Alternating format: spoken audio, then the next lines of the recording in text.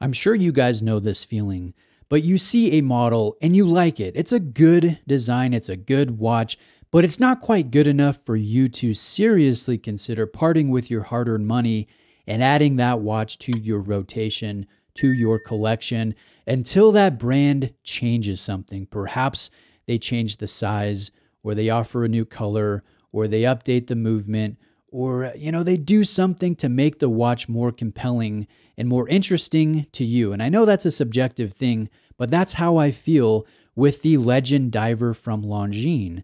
It's a model that I've always liked. I've always thought was a nice design. I was glad that it was in the product catalog, but it wasn't quite good enough for me to seriously consider parting with money to add to my rotation until now. I like the fact that Longines is investing into this model. They're not letting it fall by the wayside and just reintroducing something else heritage inspired. They are expanding with different colors and their retro inspired fume color options, beige, brown, gray, blue, as well as a bronze version that carries a green fume dial. So I think that expansion is awesome. I like the fact that they're offering a smaller 36mm size. They're offering a PVD version. They're playing with materials. They're playing with the model line. And again, that's an exciting thing, in my opinion, as a watch enthusiast. And it has taken this watch, which I've always liked, I've always thought was good, but not particularly compelling, and it's made it compelling to me. And I really like this beige version, and I didn't think I would. When I saw pictures of this, when I look at the website for Longines, it really doesn't look all that exciting, but in the metal, so to speak, it has a warm look. It has good detail work, and I'm really drawn to this. So let's talk about dimensions and specifications here. 42.1 millimeters is what I measure with my digital calipers. We have a rather long lug-to-lug dimension of 52.6 millimeters. The height to the top of this box sapphire crystal is 12.9, but if you subtract the crystal, because it wears pretty thin on wrist, the crystal doesn't seem to add to the visual weight of the watch. The height goes to 9.5.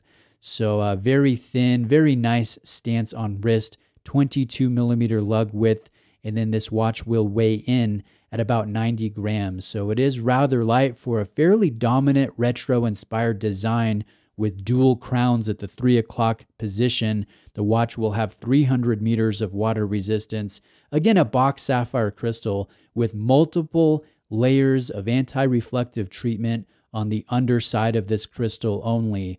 So you do still get quite a bit of reflections and light play off of the top of this box shape to the point that it's a little bit distracting.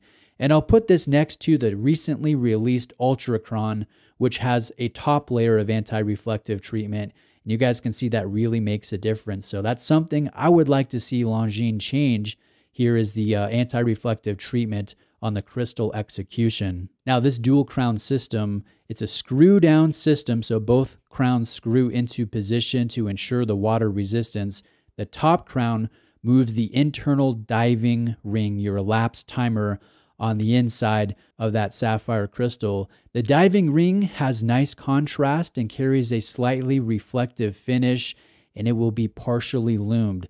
Now the bottom crown operates the movement, which is the L888 caliber. I'll talk about that in a minute, but I like this texture here found in the crown. It's not a signature. It's, I don't know, I just like the look there. I like that design. And if we take a look at the strap, we have a textile beige strap that matches the beige fume dial.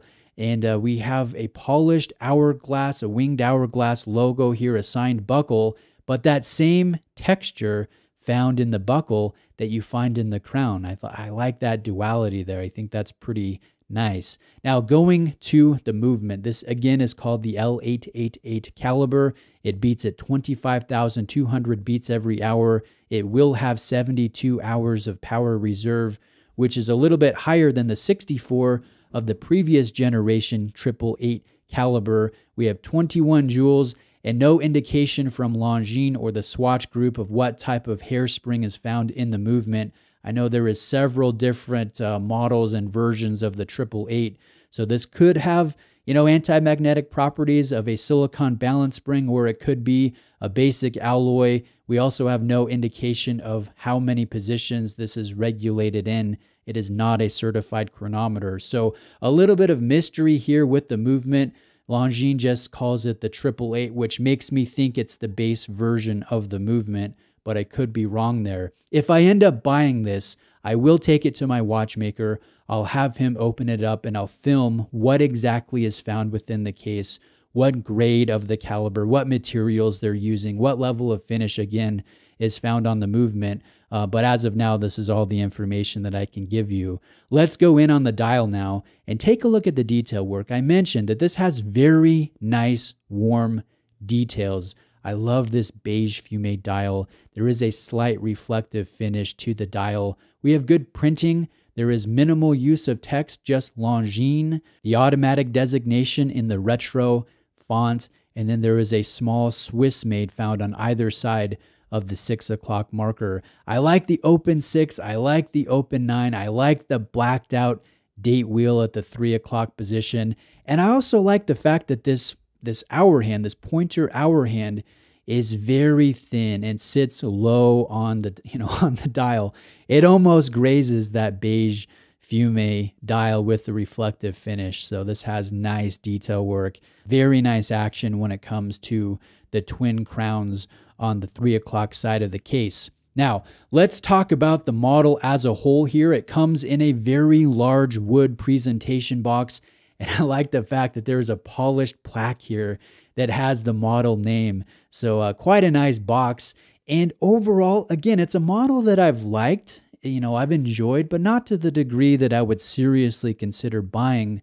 But now I do, because of this color, because of the versatility, because of the satisfaction of the watch in person. And I hope this, I hope this detail work comes across in the video, and you guys can see that this looks far better in person than it does in the rather uninspiring renders on the Longines website. So in my opinion, you could definitely wear this as a daily driver, but just for my preference, I think this would make a great accent watch, especially with the fun colors being offered: beige, brown, gray, blue, and green. I think this would be funner to wear occasionally throughout the week. I would wear this next to my Seiko and next to my IWC, next to my Rolex, next to my Tudor, and other watches that I regularly wear.